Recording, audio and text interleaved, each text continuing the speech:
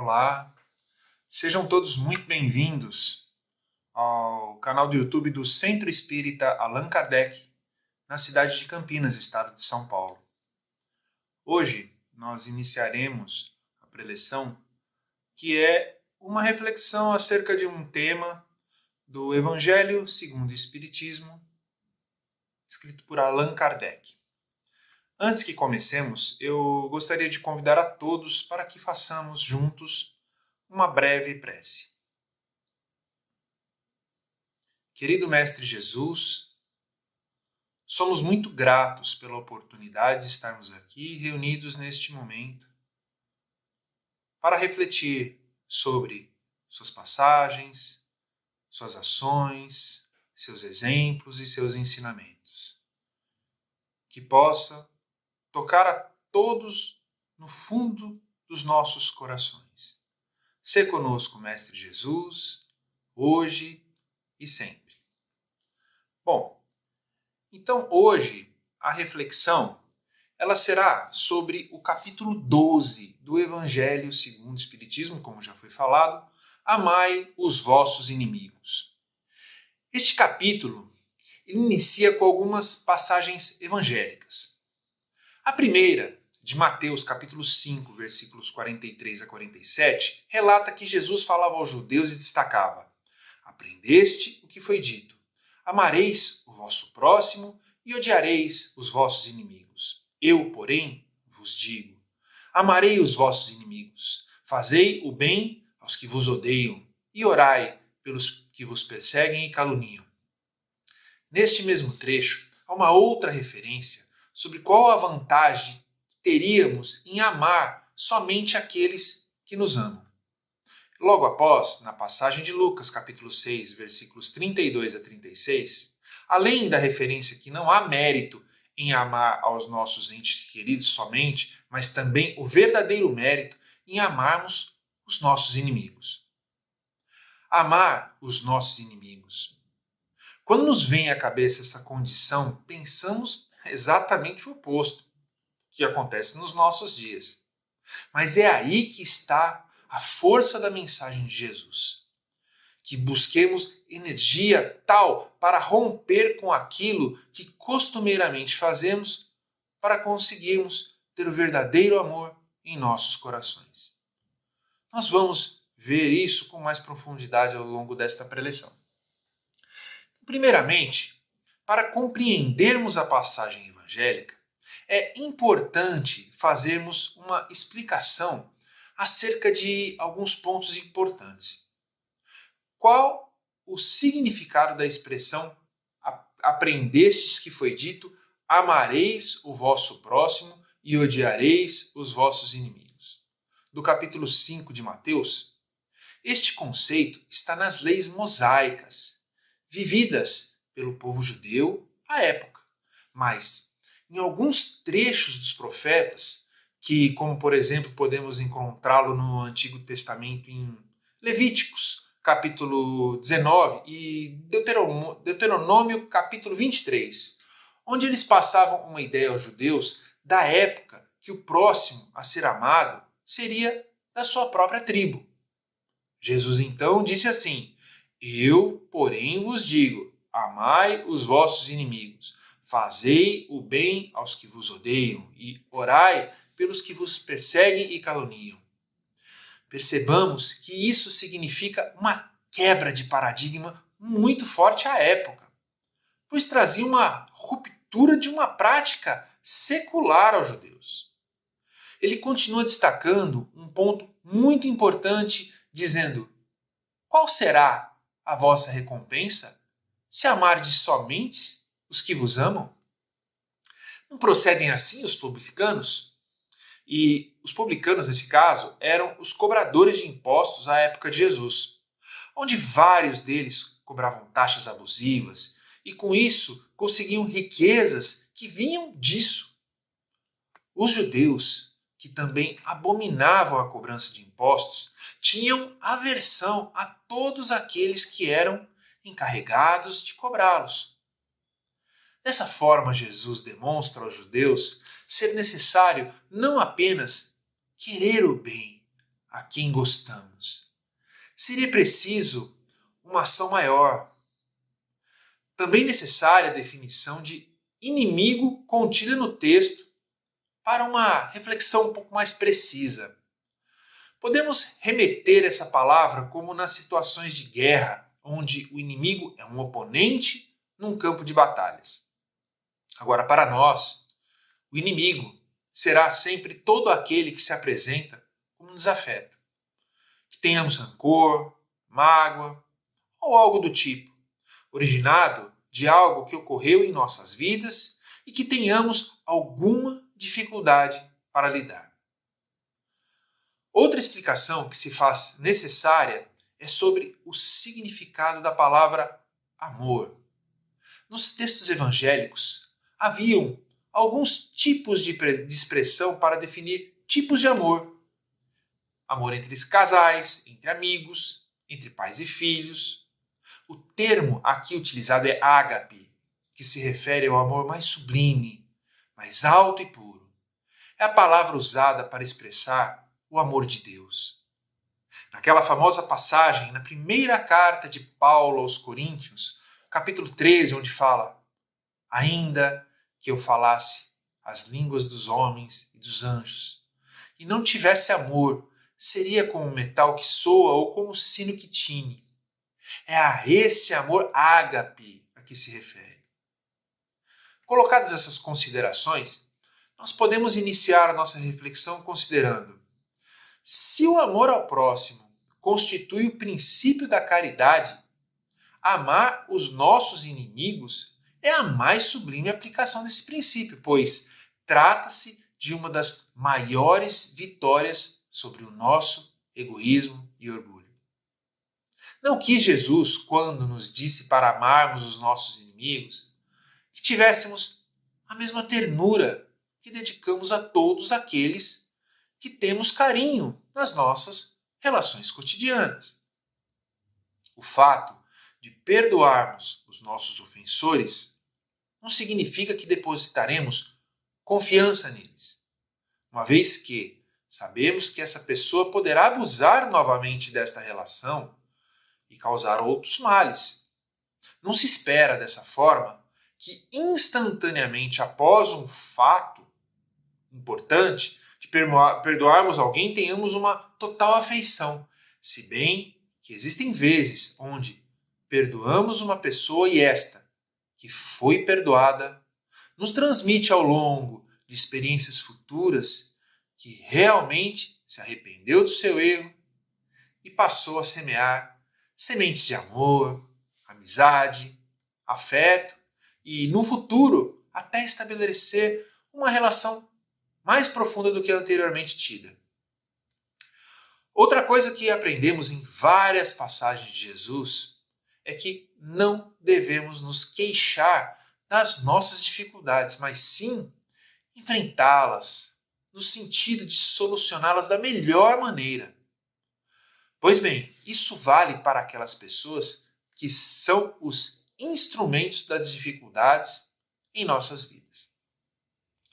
Outro ponto destacado pela passagem é que não há mérito em amar somente aqueles que queremos bem. Isso faz parte da nossa relação cotidiana, da troca natural que temos em promover afeto para os que temos afeição. O verdadeiro mérito é promovermos o amor mencionado na passagem evangélica. É fazermos um esforço no nosso íntimo para que venhamos a promover uma mudança dentro de nós. Não é somente pensando no mérito que precisamos ter sempre o amor e o perdão em nossos corações. Todas as vezes que existe uma relação de desafeto entre as pessoas, isso tem como consequência a geração de um efeito negativo que, através do Espiritismo, conseguimos explicar perfeitamente o que ocorre. É a formação de energias negativas que tomam conta dos envolvidos. Pensamentos benéficos nos envolvem numa atmosfera agradável. Muitos de nós têm lembrança de quando estamos com pessoas que estimamos ao nosso redor. sejam elas familiares que amamos, amigos queridos, sentimos uma sensação de alegria, muitas vezes indescritível, fazendo com que seja estabelecida uma força de atração para todos estes que prezamos. O mesmo acontece quando estamos próximos a pessoas que venhamos a ter algum desafeto. Parece que ao nosso redor as sensações são desagradáveis. Em alguns casos sentimos até desconforto físico, fazendo com que venha a ocorrer uma força de repulsão. O fato de conseguirmos reverter dentro de nós este sentimento de rancor e revertê-lo para este amor que Jesus nos ensinou, só vai nos fazer bem. Há uma passagem que exemplifica muito bem como estas forças agem em nós e como os seus efeitos atuam. Ela ocorreu com Chico Xavier. Essa história é essa que pode ser encontrada no livro Chico de Francisco, escrito por Adelino da Silveira. Há muitos anos, ela diz assim a história, há muitos anos o Chico possuía um cachorro que não sei ao certo se nasceu deficiente ou se foi atropelado. Esse animal dava um trabalho muito grande para o Chico. Uma madrugada, quando regressava do centro espírita, ele tinha que limpar todo o quarto. Comprava o Chico com o seu dinheirinho reduzido uma coberta que não chegava às vezes a durar um mês. E assim foi durante muito tempo. Certo dia, quando ele chegou, o cachorro estava morrendo.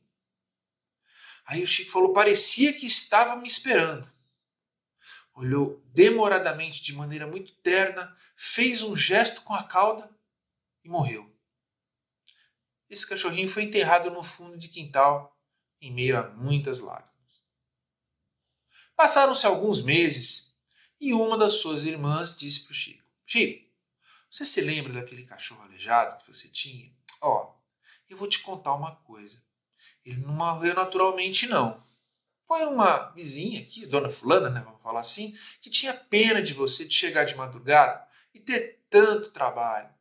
E querendo aliviá-lo, deu para ele um veneno. O Chico não sentiu raiva daquela pessoa. Naquele coração não há lugar para isso, mas uma tristeza invadiu sua alma. E para aqueles que têm visão assim, espiritual, diz que começou a envolver com uma nuvem negra o seu coração.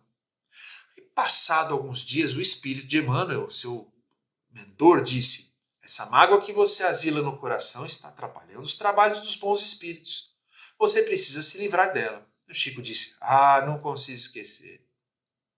Mas é preciso. E o Chico, como fazer? Emmanuel, você precisa dar uma grande alegria a ela. O Chico disse, eu dar uma alegria a ela? O ofendido fui eu. E Emmanuel respondeu, a receita não é minha, é de nosso Senhor Jesus Cristo. Fazei o bem aos que vos aborrecem. Leia o Evangelho.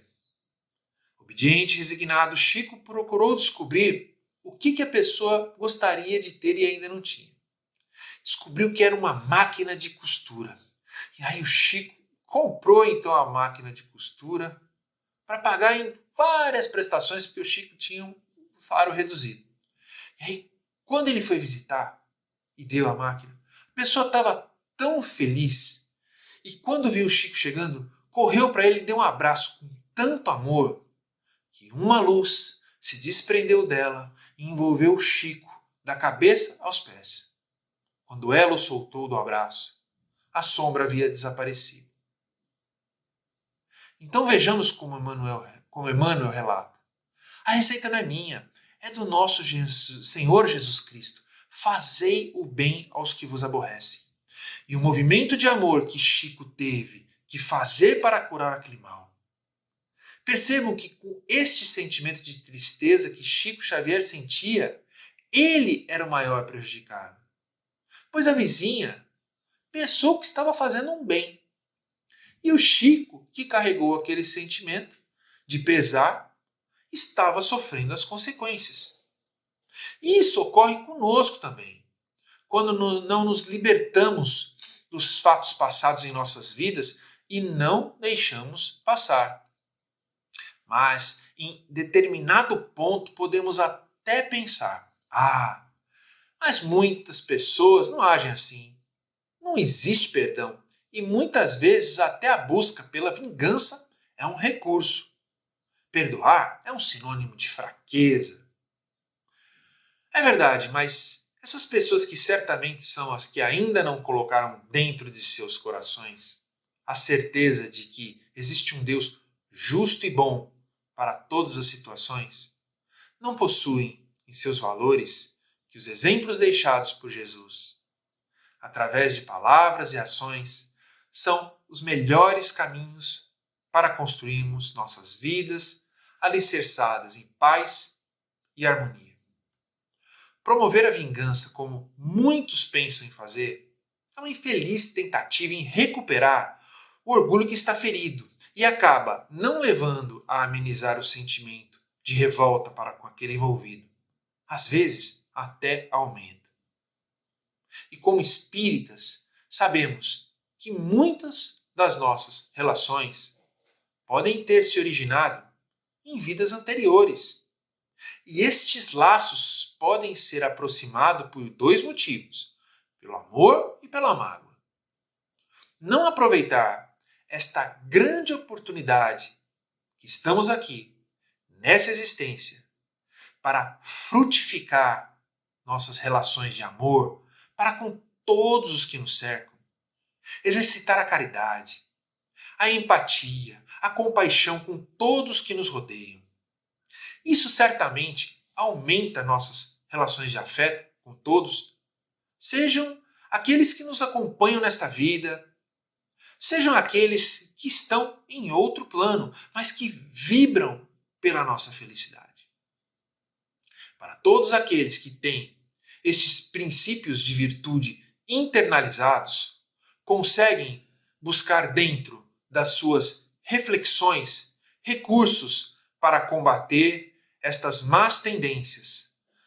Podemos então atentar para alguns detalhes que podem nos ajudar a não guardar ódio, nem rancor, nem desejo de vingança. Perdoar-lhes sem pensamento oculto e sem condições o mal que nos causa. Isso quer dizer não fazermos coisas do tipo como: eu te perdoo, mas de agora em diante você terá que mudar a sua postura. Isso é uma condicionante.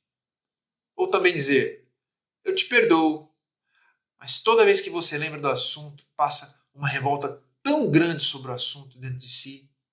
Isso não é perdoar. Outro ponto: não opor nenhum obstáculo à reconciliação. A partir do momento em que uma pessoa que errou vier até nós, reconhecendo o nosso erro e não a perdoarmos, o problema está conosco. O outro reconheceu o seu erro e tentou restabelecer a ordem. Nós fomos o obstáculo. Quem de nós não errou e gostaria que o próximo não abrisse as portas do seu coração para minimizarmos a falha que cometemos? Mais um: desejar-lhes o bem e não o mal. E mais do que somente perdoar, significa em nossas preces precisamos promover uma ação que deseja o bem ao nosso inimigo.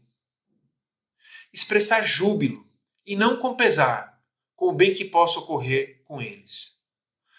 Podemos ter sofrido um pesar de alguém e tempos depois nós vemos essa pessoa tendo sucesso em algo na vida. Se no nosso interior emanarem sentimentos do tipo raiva, injustiça, revolta, isso significa que o nosso orgulho está falando mais alto e que a nossa inveja está nos dominando. Devemos querer o bem a todos, pois o Pai sabe o propósito para cada um. Socorrê-los caso haja ocasião para isso. Colocar caridade, conhecida também como amor em ação, à disposição, caso se faça necessário. Abster-se, quer por palavras, quer por atos, de tudo que possa vir a prejudicar e evitar comentários ou ações que possam vir a prejudicar, pois como nossos sentimentos não são os melhores por aquela pessoa, é muito fácil que venhamos a agir ou ter alguma ação desfavorável a ela. Retribuir sempre o mal com o bem, sem a intenção de humilhar. Isso quer dizer que uma ação nossa para o bem não significa para ela ou para a pessoa ou pessoas que ao redor venham a receber essa ação no seu íntimo. Elas podem, na hora da ação, demonstrar uma superioridade, ou seja, isso na essência não é caridade. Então, desta forma, precisamos compreender quão importante é amarmos os nossos inimigos. Essa postura diante dos conflitos nos faz evitarmos problemas maiores, nos traz harmonia para que tenhamos um convívio mais estruturado com todos os que nos cercam. Nos possibilita resgatar de forma positiva as nossas pendências e, o que é principal, nos aproxima da paz em nossos corações e da prática cristã de maneira consistente em nossas vidas. Então, procuremos nos resignar diante das dificuldades, do nosso orgulho e do nosso egoísmo, melhorando um pouquinho a cada dia, de maneira contínua, através de reflexões e orações a Jesus, de modo que, quando, no futuro, venhamos a analisar o nosso passado, como se olhando para trás, e aí enxergássemos nossa vida, nós consigamos perceber o quanto nos tornamos mais tolerantes, o quanto conseguimos perdoar com mais facilidade e, provavelmente, tenhamos capacidade de nos magoar menos, pois conseguiremos enxergar os problemas sob uma ótica diferente e não torná-los tão relevantes em nossas vidas. Vamos nos lembrar sempre dos ensinamentos de Jesus. Ele é o maior exemplo que temos a seguir, e se procurarmos segui-lo através do seu agir e sentir, lembrando de quanto ele foi um exemplo de resignação. Lembrar também do bem sofrer. Aprender com cada situação difícil que nos aparece e tratá-lo como uma grande oportunidade. Deus, nosso amado Pai, que o nosso bem quer sempre. Então que possamos todos refletir sobre tudo que foi colocado hoje aqui, para que consigamos obter o máximo de proveito das consequências após colocarmos em prática em nossas vidas e em nossos corações. E, para finalizar, Joana de Ângeles, no texto intitulado Perdoar, do livro Florações Evangélicas, que foi psicografado pelo médium Divaldo Pereira Franco, num dos trechos nos diz: perdoa, sim, e intercede ao Senhor por aquele que te ofende, esquecendo todo o mal que ele supõe ter te feito ou que supões que ele te fez, e se conseguires, ama-o assim mesmo como ele é. Finalizada a preleção de hoje, nós conquistamos um diferente astral, uma diferente harmonia, porque falamos de Jesus, porque refletimos dentro dos nossos corações coisas boas, colocamos propósitos em nossas vidas. E isso faz com que aquilo que emanamos de bom neste momento, nós consigamos, junto, através de uma vibração. Um momento onde juntos vamos direcionar bons fluidos para pessoas que estão na nossa convivência, ao nosso redor. E essa é uma prática de caridade através do pensamento. Muito simples de fazer, mas com muito poder. Então, convido a todos para uma breve vibração que juntos vamos dedicar o que temos de melhor dentro de nós. Então, neste momento,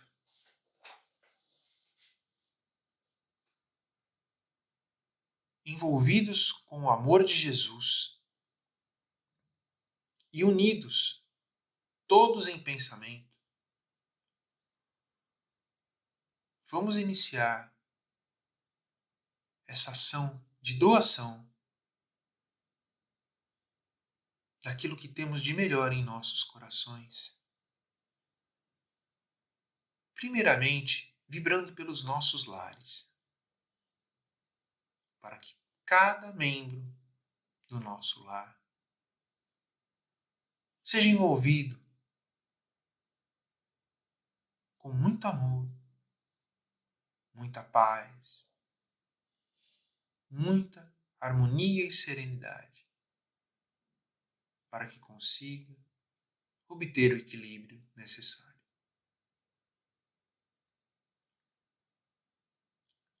Obrigado, Jesus, por essa oportunidade. E continuando nessa singela vibração, mas com muito amor, vamos agora, cada um de nós em nossas mentes, mentalizar aquela pessoa que precisa de algum apoio, de algum auxílio, de qual ordem for, seja ela física, seja ela emocional, e que nós, unidos nesse amor, possamos direcionar a todas essas pessoas aquilo que elas necessitam para equilibrar o seu estado.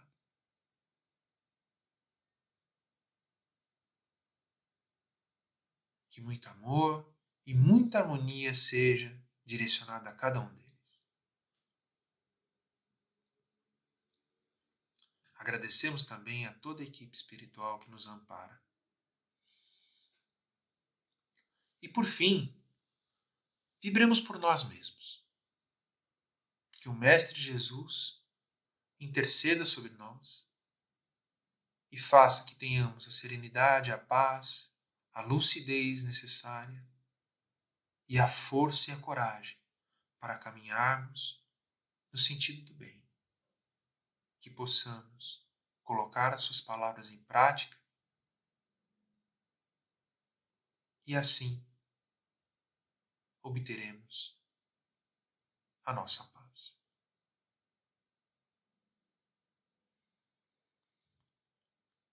Concluída a vibração, então, eu agradeço imensamente a presença de todos vocês e que estejam sempre conectados em outras preleções, em outros eventos proporcionados pelo Centro Espírita Allan Kardec da cidade de Campinas. Desejo a todos muita paz.